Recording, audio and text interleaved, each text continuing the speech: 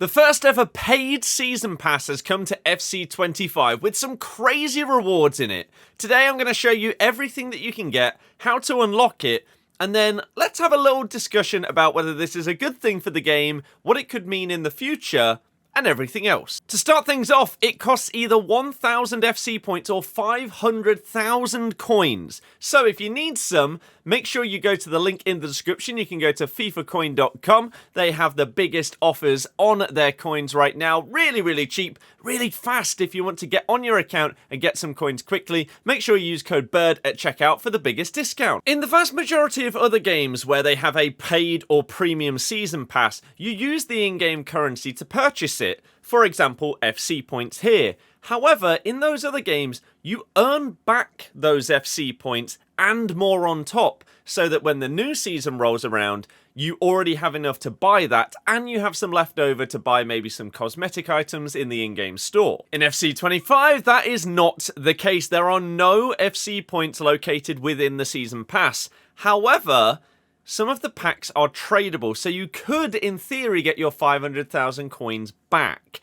Let's run through everything that you get and see whether any of you agree that it is worth it or not, and then my thoughts on how this is going to shape the future of FC. Maybe not for 25, but for 26 and beyond. So, Season 7, Team of the Season. We kick things off with Level 1, already giving you something that you cannot get in the Standard. I think this is obviously a big discrepancy, is instead of just getting more packs, more coins, you get exclusive player items and other evos and things like that, cosmetics that you simply cannot get elsewhere. So this Kenny Lala is only available via the Premium Pass. He is double 4-star.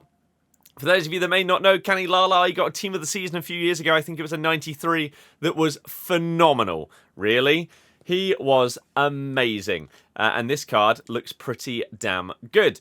As we move through, you'll see that in the Standard Pass, you're getting your expected stuff, your chem styles. And then in the Premium one, it's not just Ultimate Team. You are getting yourself stuff for Career Mode and Clubs as well. At level 3, you get your first Tradeable Pack. This is an 83 plus times 7. And EA have said that they are open to feedback when it comes to the Season Pass and what people think and what they need to adjust going forward.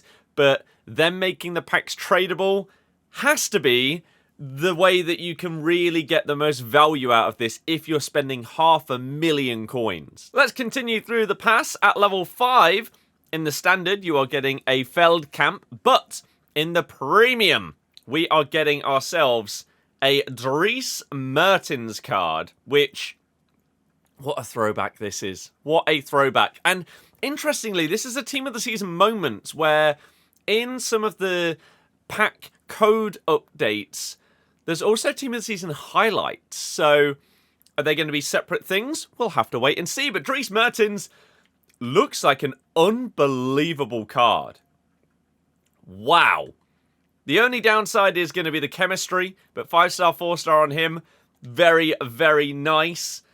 We get some more clubs and player career stuff. Tradable 78 times 3, 78 times 5. Level 9, you get your first exclusive Team of the Season Retro Evolution card design that you can get. At level 10, you get Tiki Taka Plus as an exclusive Evo and Endler as a standard Season Pass item. As we continue through the pass, you can see all of the different tradable packs that you're getting. So you can try and figure it out in your head that this is where you're getting those 500,000 coins back. Like an 82 times 10 is a minimum of like 7,000, maybe 8,000 coins. 82 times 7. It all builds up. And obviously you get the exclusive players on top of that, which have their own value if they were going to be an SBC, for example. As we continue, 84 times 2, 83 times 3, and now we get to a really interesting point. Because at level 20, you get Goetze on the Standard Pass, right? Nice little card. He had something last year as well, 5-star, 4-star. Looks really, really good, to be honest with you. But on the Premium Pass, you get a bonus 10,000 SP, which is 10 levels. So you immediately, if you have the premium pass, jump from level 20 all the way to level 30, which is really interesting that they've decided that that is the way that it works. And we'll get into a couple more details on that once we've gone through the rest of the pass, because there is a pitch notes that's come out alongside this. So these next 10 levels are going to be instant on the right-hand side. So you've got an 83 times 5, a draft token, bundled reward, 83 times 10, either Lissandro Martinez or Donny van der Beek flashback cards, which are both really, really nice. In the standard, you get Thompson or an 84 times 10. Team of Season Retro FIFA 20, an 84 times 4, a bundle reward, 84 times 5, and this is where you will jump to. So on the standard, Cuadrado, Nicola Pepe, or an 85 times 7, and on the premium side of things, you just get this Robin Gersons card. Pretty nice, if you ask me. So the final 10 levels, what do we get on both sides? You get Technical Plus on the left, a retro Team of the Season card design on the right, tradable 85 times 2, tradable 85 times 3, tradable 86 times 2, again, bumping up that coin value that you're getting back from this. Will you earn 500,000 coins back from all of these over the course of a season? I don't know, but you do obviously also get these other cards. For example, this Chiesa. On the left-hand side, we've got Dan Burn or an 85 times 10. So this is what you're getting without having to spend any money. Newcastle fans are going to be happy with that one. On the right-hand side, you've either got the Batman. He is back, Batshuayi, with a pretty good card, has to be said, or Chiesa, who is 5-star, 4-star, can play all across the front line, and a really solid card with those 3 playstyle pluses. Decent normal base playstyles as well. Not the best rolls, but still decent, right? We move on. The final 5 levels. You've got Finesse Shop Plus that you can add onto a card, which is huge. Bundle rewards. What is in the bundle rewards? Let's have a little look. Some draft tokens and a coin boost. So nothing outside of Ultimate Team there.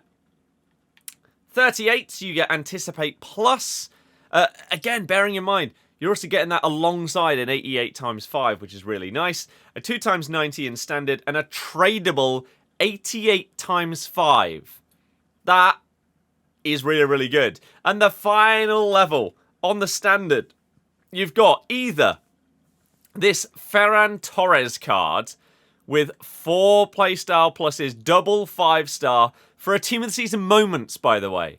If this doesn't show how correct Team of the Season is going to be overall, I don't know what will. Left wing, right wing striker. Really, really nice stats across the board. And some fantastic play styles, especially considering the positions that he can play, and some nice rollers as well. Or an 89 times 7. And then on the premium side of things, you can either go for a 90 times 4 tradable, if you really, really want to get back some more value from the season pass, or if you want an absolute banger of a card, you can go for a Foot Immortals Franck Ribéry. Double 5-star on him. Can play on the left or at cam. Ridiculously good stats. Playstyles are amazing for this position. Really, really good. And his rolls are also pretty damn good. It has to be said. So if you've already packed some crazy stuff throughout Team of the Season, maybe you don't need this Ribéry. Maybe you take the tradable pack and you get some of your value back. So let's have a little look at what EA have had to say about this. This is from their FAQ. So what happens if you purchase the Premium Pass after you've made progress in the Standard ladder? No matter what, you earn everything retroactively. So if you get to level 40 and then decide, you know what, I'm going to upgrade, you will unlock all of the pass straight away. Will I still receive the 10,000 SP boost if I get the Premium Pass after you've made progress in the Standard ladder? Yes. So, this is interesting. is the meta going to be get to level 30 on the standard pass and then upgrade to the premium pass, and then boom, you're done all in one go, and you can immediately open up those packs and get a chunk of your value back in one go? Maybe. Can you save your SP boost for next season? No. That's not surprising, right? Not surprising in any way, shape, or form that you cannot carry that forward. Although it would be a way to, again, maybe get more value from that individual pass, but it is what it is. Are we changing standard seasonal rewards with the introduction of a premium pass? No. Are any rewards in the premium pass exclusive? Yes. There's loads, in fact. And I don't know exactly how I feel about it, but it's fine.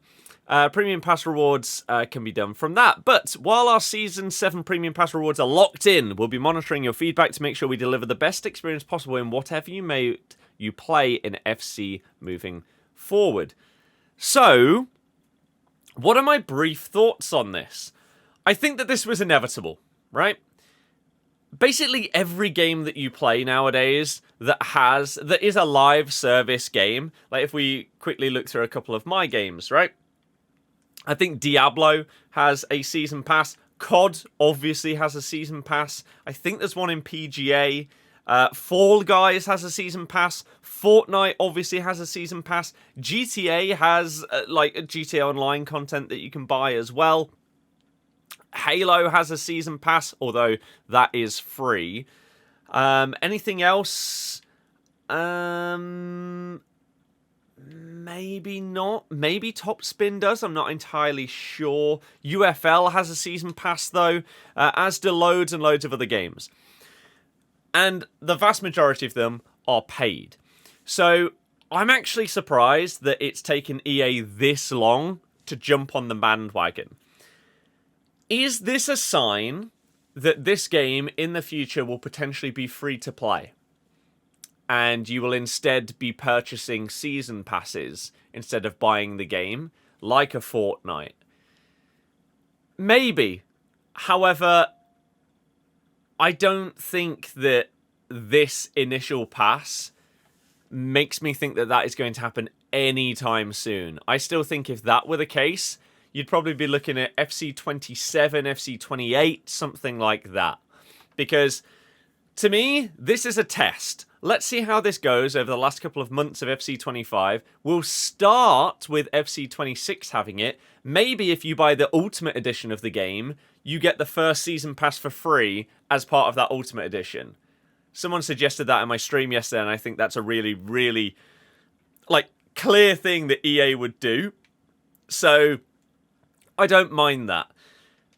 When we're talking about other games, though, in all of those other games, you earn back what the season pass costs.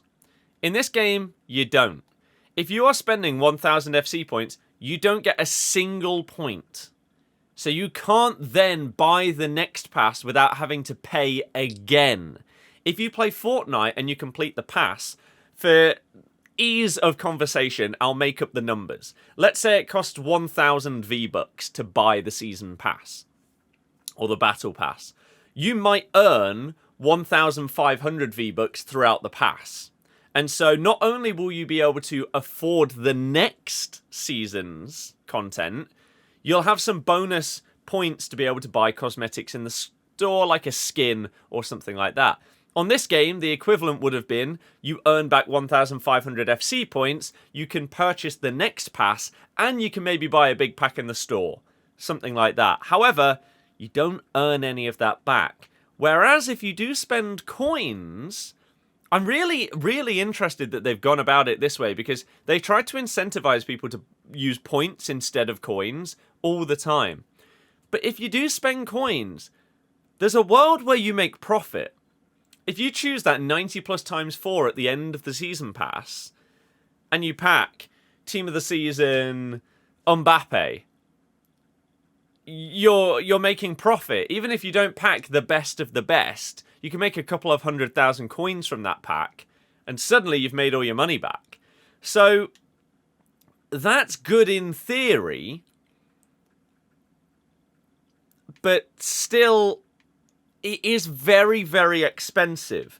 You do have to then weigh up, would you do an SBC of Chiesa? If so, how much would you pay? Would you do an SBC or buy this Ribery on the market? If so, how much would you pay?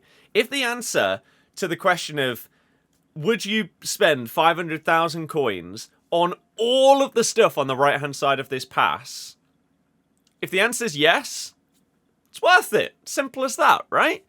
Whereas some people will look at it and think, well, I wouldn't buy an 88 times 5 because it would probably cost like 100,000 coins. This Ribery, I probably wouldn't buy him on the market. I wouldn't do a Chiesa SBC because he doesn't interest me.